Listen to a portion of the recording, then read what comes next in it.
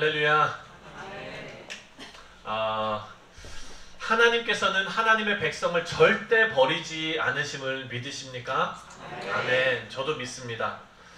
우리가 로마서를 묵상해 나가면서 하나님께서 우리를 향한 그 마음이 어떠신지, 하나님의 계획이 무엇인지 우리가 밝히 알아가는 시간이 되기를 바랍니다.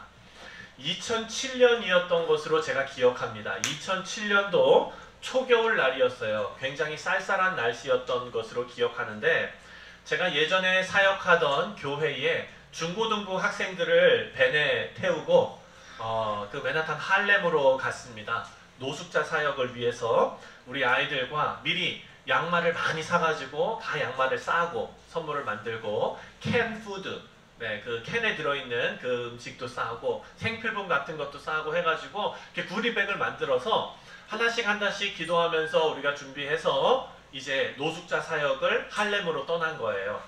자녀들하고 학생들하고 할렘에 갔습니다. 도착해가지고 차를 잘 안전한 데 파킹을 하고 길거리에서 이제 사역을 시작하기 전에 아이들과 함께 기도하려고 했습니다. 자, 우리 사역하기 전에 여기에서 먼저 다 같이 통성으로 한번 기도하고, 그러면은요 애들이 교육을 잘 받아가지고 주여 이러면서 기도를 해요. 주여가 뭔지도 모르면서.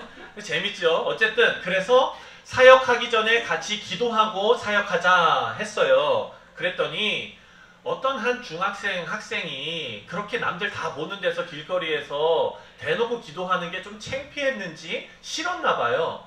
근데 그 아이가, 여러분 옛날이나 지금이나 우리 아이들은요 자기가 하기 싫은 일을 시키면은 핑계를 대고 자꾸 빠져나오려고 하죠. 근데 그 아이의 핑계가 아주 가관이었습니다. 저한테 뭐라 그러는 줄 아세요? 목사님, 성경에 보면 외식하는 자들이 길에서 다 보이는 데서 기도를 한다고 그러는데 우리 여기서 꼭 해야 됩니까? 이렇게 물어보는 거예요. 이야, 참네. 사역 시작하기 전에 제 기분이 확 상했어요. 네. 목사님이라고 아주 자기 딴에는 논리적으로 목사님을 공격하는 거 아닙니까? 아니 이거 기분 나쁘더라고요. 네, 기분 나쁜데 여러분 생각해 보십시오. 중학교 2학년쯤 되는 애들이 말을 안 듣고 반항하고 대들고 그리고 말대꾸도 안 하고 이런 모습을 우리는 중2병이라고 부릅니다. 중2병이라고 들어보셨어요? 김동국 지도에 들어보셨어요? 예. 중2병에 걸려있는 애하고 길거리에서 사람들 보고 있는데 싸워야 되겠습니까 제가? 그래서 그런 거 아니라고 잘 타이르고 그냥 넘어가서 이제 사역을 시작을 했어요. 그랬는데 그 녀석의 행동이 제 목에 탁 걸려 있는 거예요. 마음에. 사역하는 내내 열받은 상태로 사역을 했습니다. 그리고 나서 다 끝나고 다시 밴에 태우는데, 아니 아주 트리거를 꼭지를 아주 그냥 애가 타면서 저한테 뭐라 그러는 줄 아세요? 아유, 이제 우리는 하늘의 상급은 다 받았다 이러는 거예요. 야, 아니 제가 좀 놀라긴 했어요. 야, 네가 성경을 좀 아는구나. 놀라기는 했지만 그 아이가 그렇게 저한테 얘기를 하면서 차에 타는 거예요. 제가 그날 너무 열받아가지고 끝나고 원래 맥도날드 사주기로 했는데 안 사주고 그냥 보냈던 것 같은 그런 생각이 나기도 해요. 네. 여러분, 오늘 이 로마서 11장 말씀을 준비하면서 16년 전에 그 일이 제가 떠올랐어요. 그 떠오른 이유가 있는데, 그것은 뭐냐? 우리 인간은요, 그 옛날 사람이건 지금 우리건 우리 애들이건 상관없이 다 자기 자신의 책임에 대해서는요 늘 핑계를 대는 존재다라는 것이 깨달아졌기 때문입니다. 이 학생은요 다른 사람들이 다 보는 앞에서 공개적으로 기도하는 것이 싫었던 것 같아요. 그래서 우리 학생들 앞에 나와서 성경 봉독 이렇게 하는 것도 일부러 훈련시키는 거예요. 네. 하나님의 말씀을 사람들 앞에서 공개적으로 봉독하는 거 얼마나 귀한 일입니까? 훈련시키는 거예요. 네. 기도도 마찬가지고요. 다 그렇습니다. 그런데 이 학생은 그게 하기 싫었던 거지요. 그랬더니 자기 논리대로, 자기가 생각하기에 논리적이고 합리적이라고 생각하는 방법으로 핑계대고 빠져나오려고 한 것입니다. 심지어 성경 구절까지 언급하면서 핑계댄 거 아닙니까? 아주 악질입니다. 귀여운 악질입니다. 네. 오늘 본문을 보면 하나님께서 자기 백성을 버리지 않으시는 분이신데 유대인들은요 그 하나님을 이렇게 핑계대면서 자기 책임을 회피하려고 합니다. 이 모습도 안 좋은 모습입니다. 여러분 로마서를 우리가 쭉 묵상했는데 1장부터 8장까지의 말씀을 보면 하나님께서 그 하나님의 백성을 구원하시는데 그 구원에는 하나님의 은혜가 있다. 하나님의 은혜로 믿음에서 믿음이 나오게, 믿음으로 믿음에 이르게 하나님께서 인도하여 가시는데 그것이 바로 하나님의 은혜다. 믿음으로만 구원받는다. 이 내용이 나오지 않습니까? 그리고 하나님께서 얼마나 사랑하시고 하나님께서 얼마나 이 구원을 친히 주권적으로 이루어 나가시는지를 알려주고 있어요. 1장부터 8장이 그 내용이에요. 그래서 8장에 하나님께서 사도 바울이 어떻게 선포합니까? 이제는 그 누구도 우리를 그리스도 예수의 사랑에서 끊을 자가 있다 없다.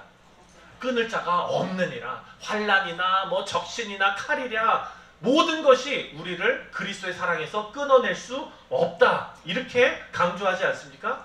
그런데 이런 하나님의 약속의 말씀을 받았으면 우리 마땅한 성도의 반응은 뭡니까? 감사, 기쁨, 찬송.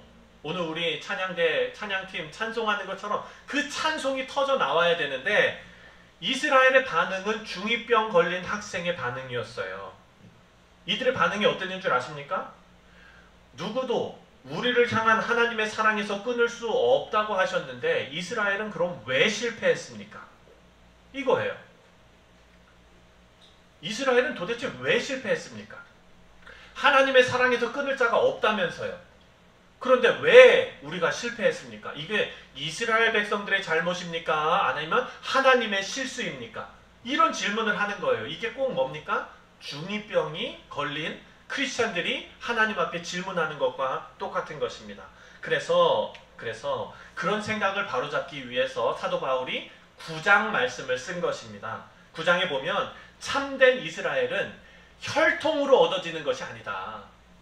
차씨 가문, 이씨 가문, 김씨 가문, 뭐 박씨 가문 이런 차원의 문제가 아니라 하나님께서 구별하시고 약속하시고 선택하신 구원받은 하나님의 백성들이 바로 참 이스라엘이다 라는 것을 9장 말씀에 설명한 거예요.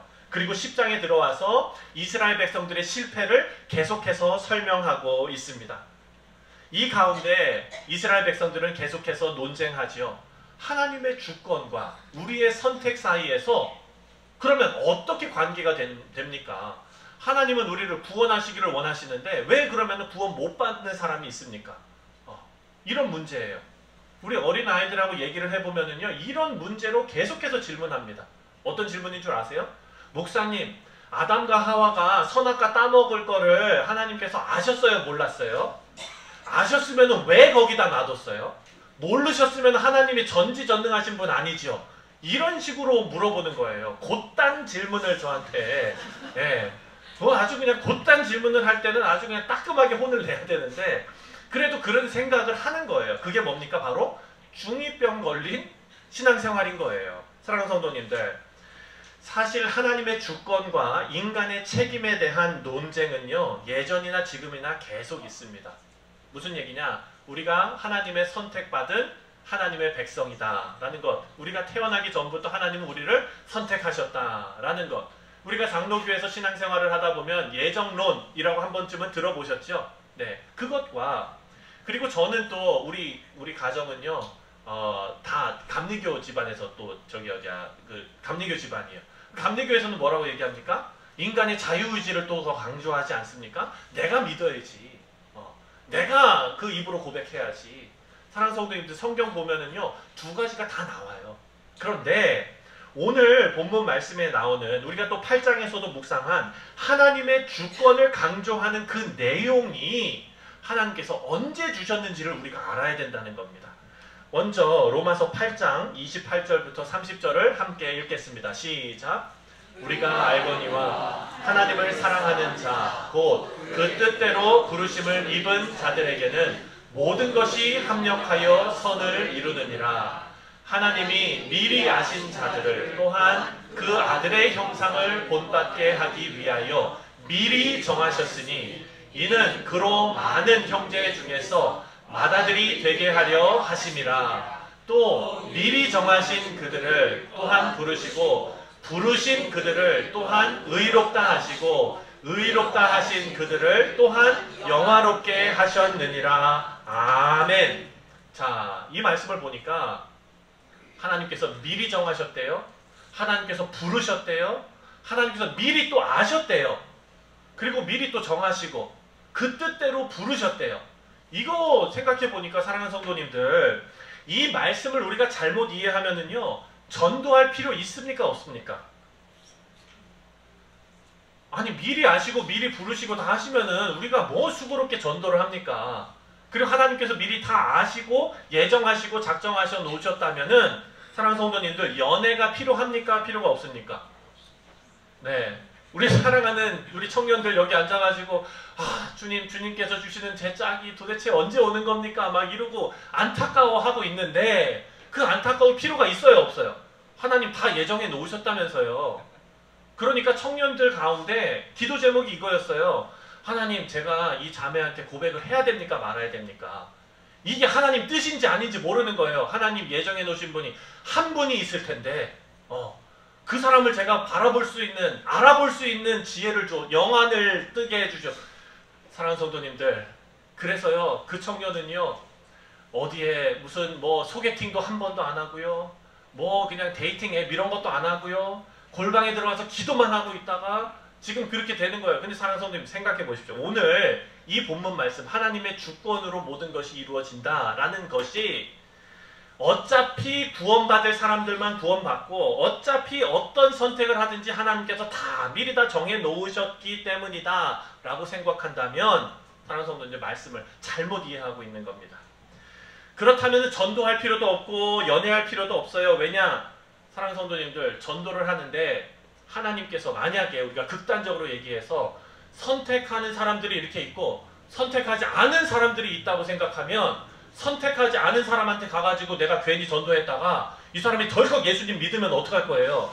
하나님께서 되게 조금 뻘쭘해지지 않으실까? 이런 걱정하십니까 혹시? 네. 전도할 때 사용하라고 주신 말씀이 아닌 거예요. 이 말씀이. 우리 이따가도 살펴보겠지만 이것은 하나님 믿는 자가 그 신앙에 있어서 낙심이 찾아올 때 하나님께서 그 구원의 확신과 함께 힘을 주시기 위한 말씀입니다. 사랑하는 성도님들, 이런 생각에 빠지지 않으시기를 바랍니다. 이것은 크리스찬의 중2병이라고 제가 명명하고 싶습니다. 바울의 복음에 대한 실제로 유대인들의 반응이 이랬습니다. 바울의 복음을 듣고 나서 그들은요, 이렇게 중2병 걸린 사람들처럼 하나님 우리 버린 거 아닌가?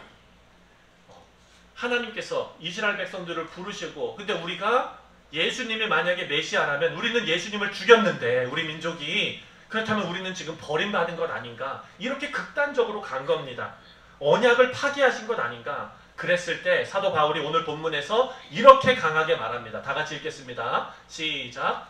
그러므로 내가 말하노니 하나님이 자기 백성을 버리셨느냐? 그럴 수 없느니라. 나도 이스라엘인이요 아브라함의 씨에서 난 자요 베냐민 지파라. 아멘. 아멘.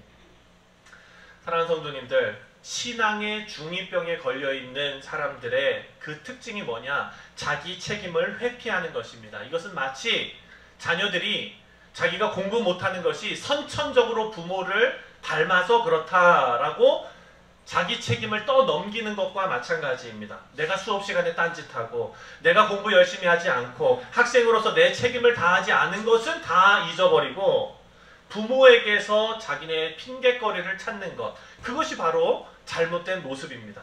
유대인들도요, 복음이 하나님의 은혜로 주어진다면 실패한 이 이스라엘은 하나님께 버림받은 건 아닌가, 무슨 기회가 우리 가운데 있겠는가, 이렇게 생각한 것입니다. 그런 유대인들에게 사도 바울이 강하게 말합니다. 뭐라고 말하냐면, 내가 증거다. 나도 베냐민 지파고 이스라엘 사람이고 아브라함의 씨에서 난 사람이다. 그런데 나는 우리 주 예수 그리스도를 구주로 고백한다. 하나님께서 나를 부르셨다. 환난과 적신이나 칼도 나를 그리스도의 사랑에서 끊어내지 못한다. 이런 고백이 나에게 일어난 것 자체가 하나님께서 여러분을 버리지 않으셨다는 증거다. 이렇게 말씀하세요. 그러면서 또다시 구약의 증거를 가지고 왔는데 그 증거가 바로 엘리야 시대에 하나님께서 하신 일을 증거로 제시합니다.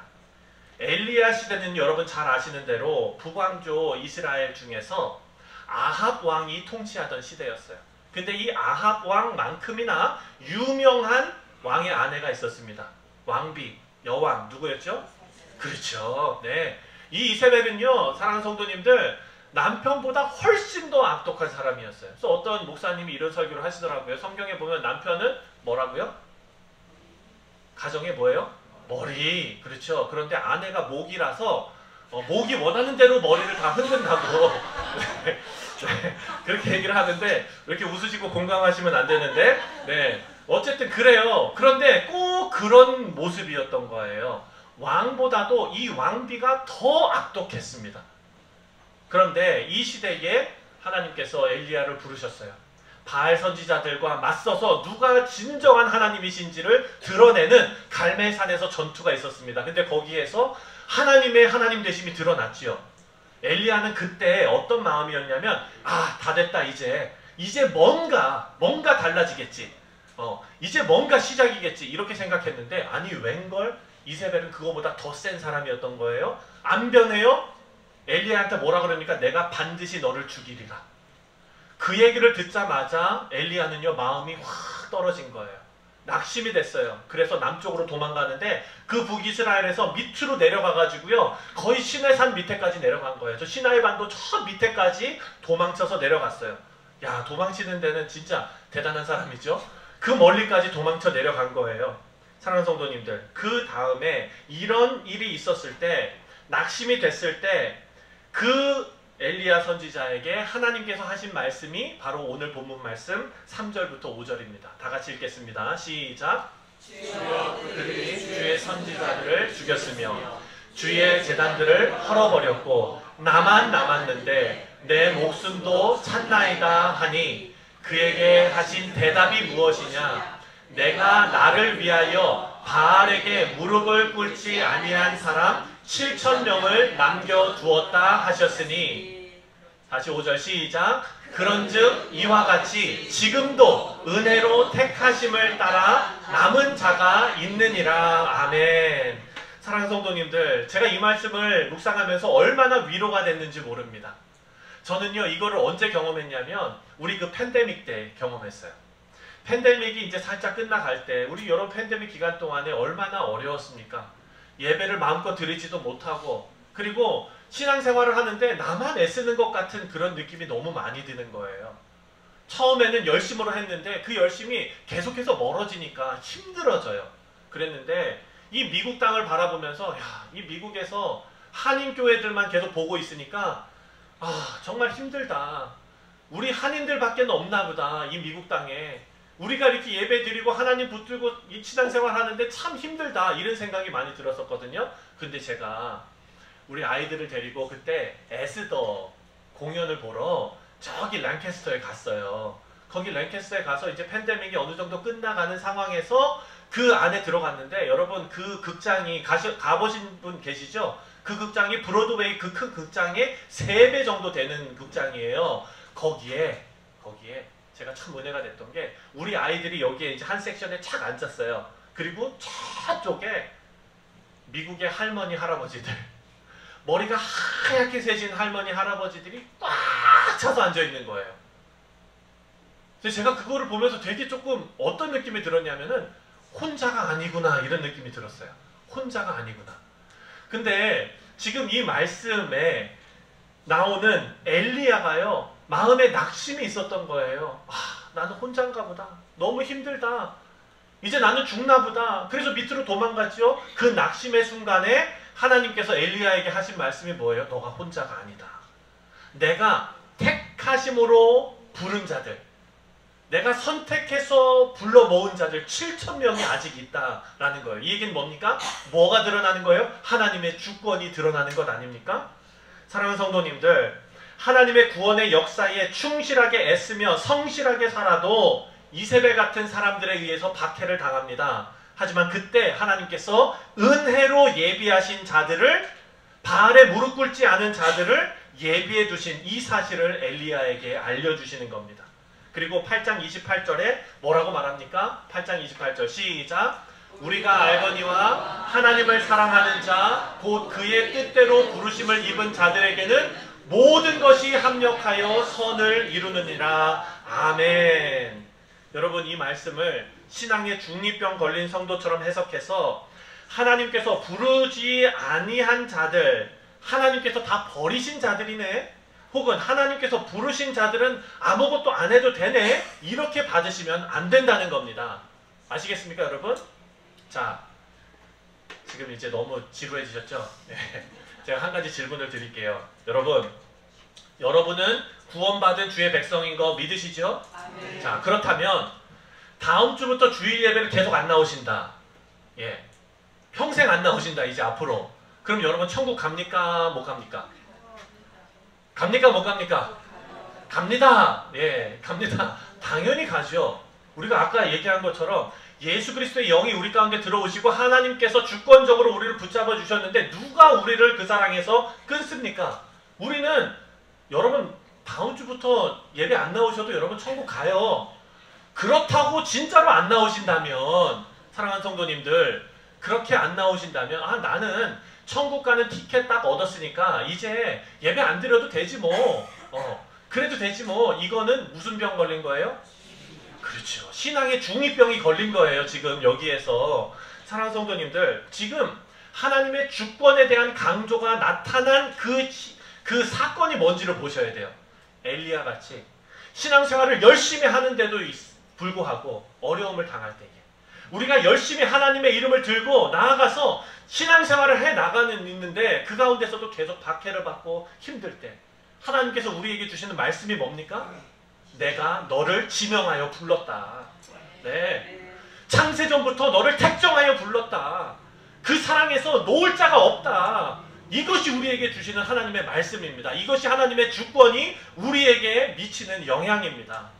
사랑하는 성도님들, 그것을 가지고 우리의 책임을 논하면은 안 됩니다. 우리의 책임은요, 사랑하는 성도님들, 이제부터 구원받은 주의 백성으로서 마땅한 삶을 살기 위해서 더욱더 애쓰는 삶인 거예요. 하나님의 은혜와 주권은요, 결코 우리를 게으르고 나태한 방향으로 이끌어가지 않으십니다. 예.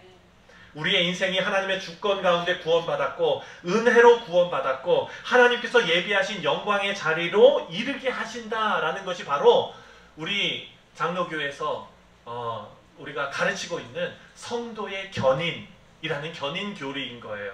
여러분, 견인이 무슨 뜻입니까? 여러분, 차 사고 나시면은 차가 움직이지 못하면 무슨 차가 와요? 견인차가 오지요. 네, 영어로 토잉 트럭. 예, 이거는 이제 영어 잘하시는 분, 영어 잘 못하시면 레카차 뭐 이렇게 부르잖아요. 한국에서 오신 분들. 견인차가 뭡니까? 차가 움직이지 못할 때 어떻게 해요? 앞에서 끌고 가는 거죠. 사랑하는 성도님들, 이게 얼마나 큰 은혜입니까? 우리가 낙심하고 넘어져 있을 때 성령께서 우리 성도를 견인해 가신다는 거예요. 우리를 어떻게 해서든지 하나님의 영광의 자리에 이르기까지 우리를 택정하시고 부르시고 이끌어 가신다. 견인하신다. 그 약속의 말씀을 받은 우리는요, 이제 우리는 책임을 다하는 것으로 우리의 신앙생활이 발전해야 될 줄 믿습니다. 하나님께서는 자기 백성을 절대로 버리지 않으십니다. 이것이 우리에게 일단 구원받았으니 아무렇게나 살아도 된다는 나태함으로 우리를 이끌 수 없습니다. 이것은 하나님의 영광스러운 자리에 이르기까지 내가 부지런히 성령님을 따라 행하는 자가 되어야 되겠다라는 결단과 작정과 열심으로 드러나야 될 줄 믿습니다. 우리 사랑하는 성도님들, 신앙의 중이병에서 벗어나시기를 주님의 이름으로 축원드립니다. 하나님께서 우리 교회를 또한 여러분의 인생을 절대로 버리지 않는다는 그 약속이 우리 믿음 생활에 더할 나위 없는 격려와 그리고 원동력이 되시기를 주님의 이름으로 다시 한번 축원드립니다. 기도하겠습니다.